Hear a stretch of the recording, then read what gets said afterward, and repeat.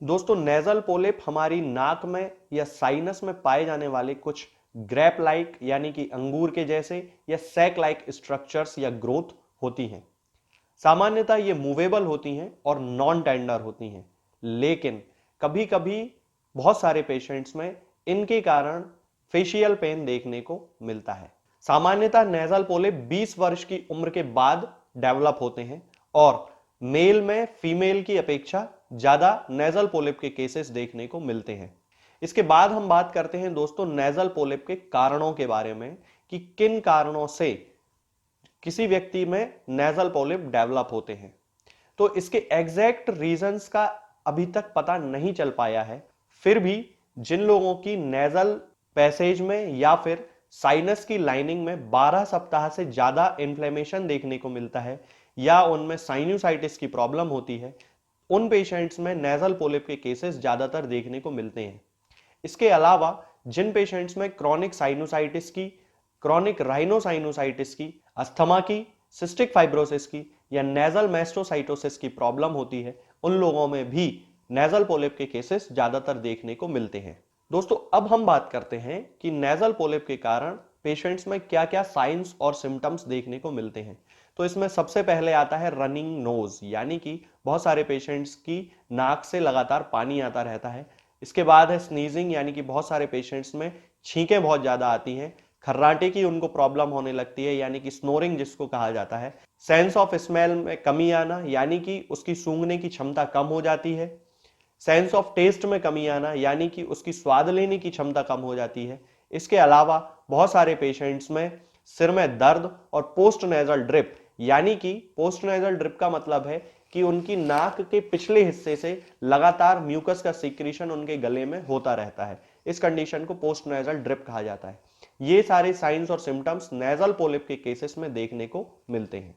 दोस्तों, अब हम बात करते हैं नेजल पोलिप के टाइप्स के बारे में। तो ये दो प्रकार के होते हैं।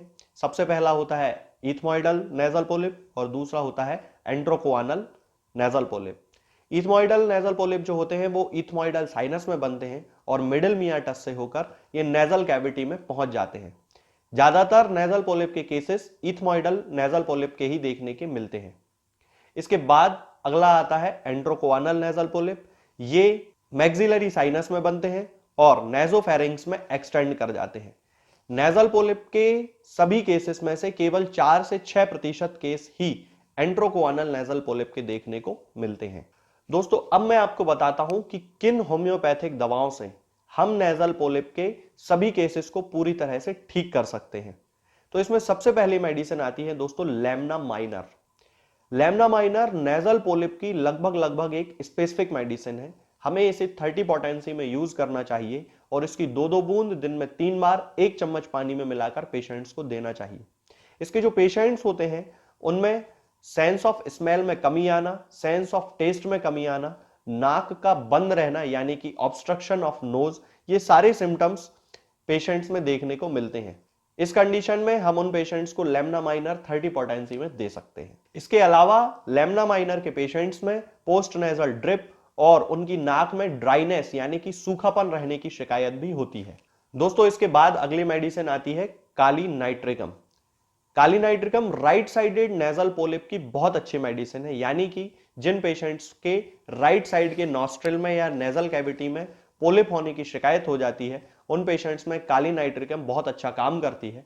इसके जो पेशेंट्स होते हैं उन्हें बहुत ज्यादा छींकें आती हैं और सुबह सुबह खांसी चलने की शिकायत होती है।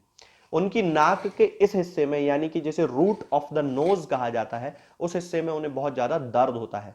तब इस कंडीशन में हमें काली नाइट्रिकम 30 पोटेंसी में 2-2 बूंद दिन में 3 बार 1 चम्मच पानी में मिलाकर उन पेशेंट्स को देना चाहिए। इसके बाद दोस्तों अगली मेडिसिन आती है फॉस्फोरस। नेजल पोलिप के वे केसेस जिनमें बहुत ज्यादा ब्लीडिंग होने की शिकायत होती है, उन कंडीशंस में फॉस्फोरस सबसे अच्छी मेडिसिन मानी जाती है। उनकी नेजल बोन्स में स्वेलिंग आ जाती है और उन्हें धूल और धुएं से एलर्जी होती है। इसके साथ साथ उनके गले में भी बहुत ज्यादा दर्द देखने को मिलता है। तब उस कंडीशन में हमें फॉस्फोरस 30 पोटेंसी में 2-2 बूंद दिन में 3 बार 1 चम्मच पानी में मिलाकर उन पेशेंट्स को देना चाहिए। दोस्तों, इसके बाद अगली मेडिसिन आती है सैंग्विनेरिया कैनाडेंसिस। सैंग्विनेरिया कैनाडेंसिस के ज्यादातर पेशेंट्स में सेंस ऑफ स्मेल में कमी होना उनकी आंखों में जलन होना और उसके साथ साथ कान में भी दर्द होना और जलन होने की शिकायत उन पेशेंट्स में देखने को मिलती है। तब उस कंडीशन में हमें पेशेंट्स को सैंग्विनेरिया कैनाडेंसिस 30 पोटेंसी में 2-2 बूंद दिन में 3 बार 1 चम्मच पानी में मिलाकर देना चाहिए। दोस्तों, इसके बाद अगली मेडिसिन आती है ट्यूक्रियम मैरम वेरम। इसे भी हमें 30 पोटेंसी में 2-2 बूंद दिन में 3 बार 1 चम्मच पानी में मिलाकर उपयोग करना चाहिए। इसके जो पेशेंट्स होते हैं उनकी नाक में बहुत ज्यादा ड्राइनेस रहती है। इसके अलावा उनकी नाक में फॉर्मिकेशन की भी शिकायत होती है, यानी कि चींटी के चलने जैसा एहसास उनको होता है और आंखों से आंसू बहुत ज्यादा आते हैं। तब उस कंडीशन में हम उन पेशेंट्स को ट्यूक्रियम मैरम वेरम दे सकते हैं। दोस्तों, अब मैं आपको बताता हूं एक ऐसे कॉम्बिनेशन के बारे में जिसका उपयोग करने से हम नेजल पोलिप के सभी तरह के केसेस को पूरी तरह से ठीक कर सकते हैं। इसमें आपको 2 मेडिसिन लेकर आना है और एक पेटेंट प्रोडक्ट रेगबैक कंपनी का आता है जिसे R49 कहा जाता है। तो जो मेडिसिन हैं वो है लेमना माइनर 30 पोटेंसी में लेकर आना है और ट्यूक्रियम मैरम वेरम ये भी हमें 30 पोटेंसी में लेकर आना है। इन दोनों दवाइयों की 2-2 बूंद दिन में 3 बार सुबह, दोपहर और शाम 1 चम्मच पानी में मिलाकर यूज करना है और इसके साथ R49 की 10-10 बूंद दिन में 3 बार आधे कप या 1 कप पानी में मिलाकर हमें पेशेंट्स को देना चाहिए। इन तीनों मेडिसिन के उपयोग से नेजल पोलिप के सभी केसेस पूरी तरह से ठीक हो जाते हैं। तो दोस्तों, आज हमने जाना नेजल पोलिप क्या है, ये कितने प्रकार के होते हैं और किन होम्योपैथिक दवाओं से हम नेजल पोलिप के सभी तरह के केसेस को पूरी तरह से ठीक कर सकते हैं। आगे के वीडियोस में हम बात करेंगे कुछ और नई बीमारियों और उनकी होम्योपैथिक दवाओं के बारे में। तब तक के लिए जय हिंद, जय भारत। दोस्तों, होम्योपैथिक दवाओं को खाने का सबसे अच्छा तरीका होता है कि हम हमेशा खाली पेट इन दवाओं को खाएं।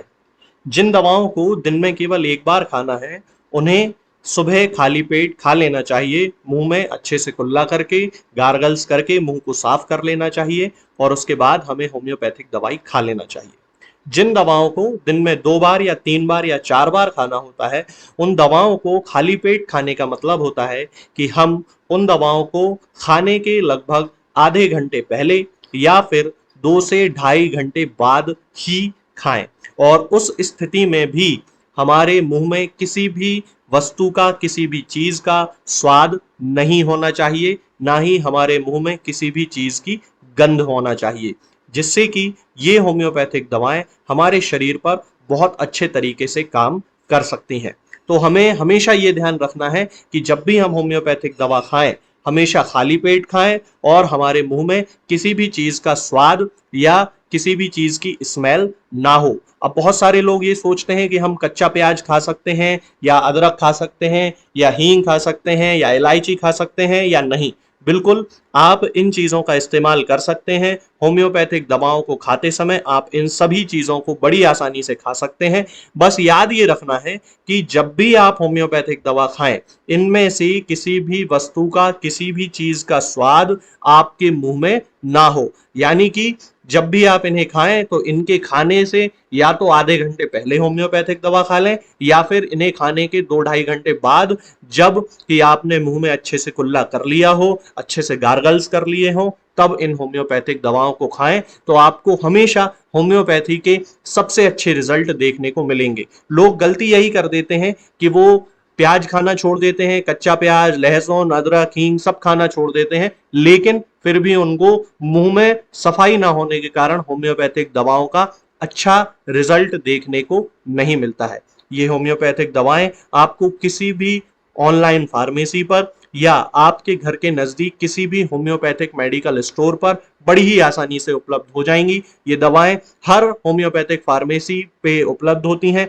हर ऑनलाइन फार्मेसी पर उपलब्ध होती हैं, इसलिए आप वहां से इन दवाओं को प्राप्त कर सकते हैं। निरामय होम्योपैथी क्लिनिक से ना ही किसी मरीज को कोई दवा बेची जाती है और ना ही कोई दवा भेजी जाती है, इसलिए अपने नजदीकी होम्योपैथिक मेडिकल स्टोर या ऑनलाइन फार्मेसी से ही इन दवाओं को प्राप्त करें।